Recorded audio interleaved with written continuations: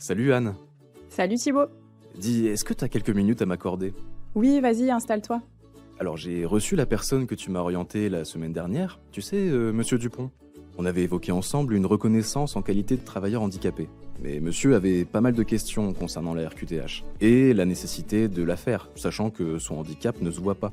Ah oui, monsieur Dupont. C'est vrai, c'est souvent une question qu'on nous pose. Beaucoup de salariés s'imaginent qu'avoir un handicap, c'est être en fauteuil roulant, ou carrément avoir un bras en moins. Pourtant, on sait que 80% des handicaps sont invisibles.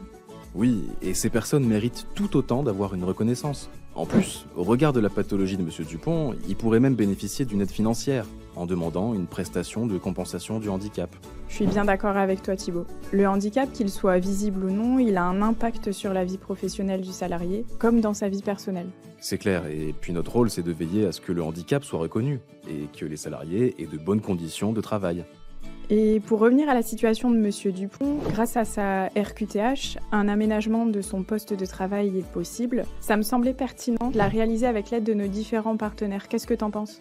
Oui, on pourrait solliciter Cap Emploi et l'AGFIP. Ils pourraient nous conseiller dans l'aménagement, afin que son poste de travail soit le plus adapté possible. Je suis rassurée qu'ils soient venus te voir. C'est souvent difficile pour les personnes d'entendre qu'ils sont en situation de handicap.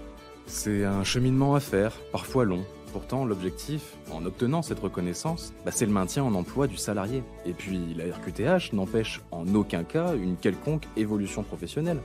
Ça peut être long pour le salarié, mais aussi pour les équipes. Il y a un accompagnement à faire auprès d'eux pour les sensibiliser sur le handicap et en particulier le handicap invisible.